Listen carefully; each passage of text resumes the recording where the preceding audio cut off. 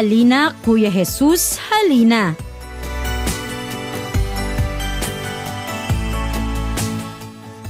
Ang mabuting balita ng Panginoon ayon kay San Lucas.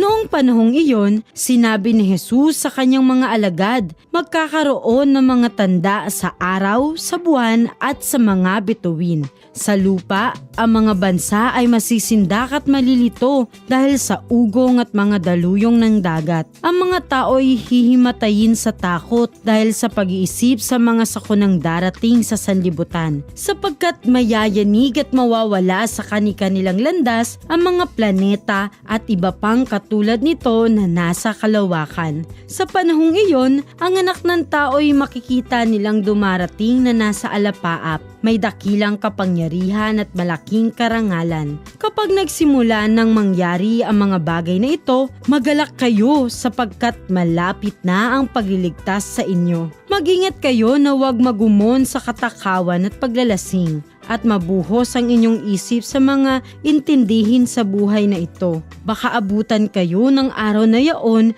na hindi handa, sapagkat darating iyon ng hindi inaasahan ng tao sa buong daigdig. Kaya't maging handa kayo sa lahat ng oras. Lagi ninyong idalangin na magkaroon kayo ng lakas upang makaligtas sa lahat ng mangyayaring ito at makaharap sa anak ng tao.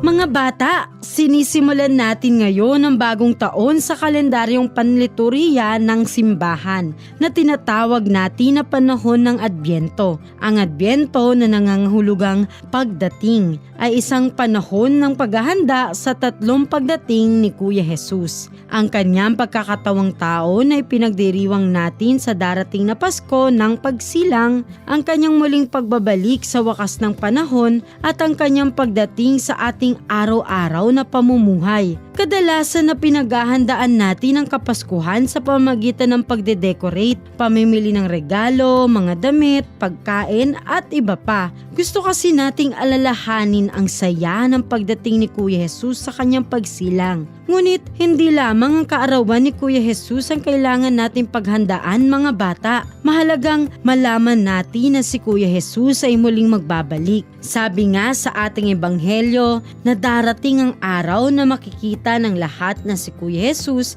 ay makikitang dumarating na nasa alapaap. May dakilang kapangyarihan at malaking karangalan. Ngunit sinasabi rin sa atin na darating iyon ng di inaasahan ng tao sa buong daigdig. Kaya't dapat na maging handa tayo sa lahat ng oras. Ang pagdating na ito ay maaaring maganap sa anumang sandali. Bagamat ang gayong pangyayari ay nakatakda sa mga kamay ng Diyos sapagkat di ipinagkaloob na malaman ng panahon at sandali na itinakda ng Ama sa kanyang kapangyarihan. Hindi man natin tiyak ang pagdating na muli ni Kuya Jesus, sinasabi naman sa ebanghelyo na si Kuya Jesus ay tunay na babalik at ito ay nalalapit na.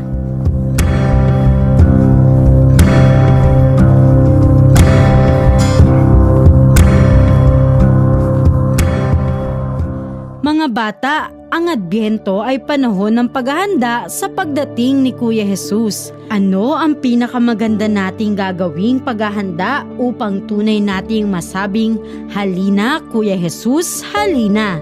Una ay magbantay. Katumbas ito ng salitang maghanda. Ang nais ng Diyos ay ihanda natin ang ating mga puso at sikaping maging malinis ito sa pamamagitan ng pag-iwas sa gawaing masama. At ikalawa naman ay laging manalangin.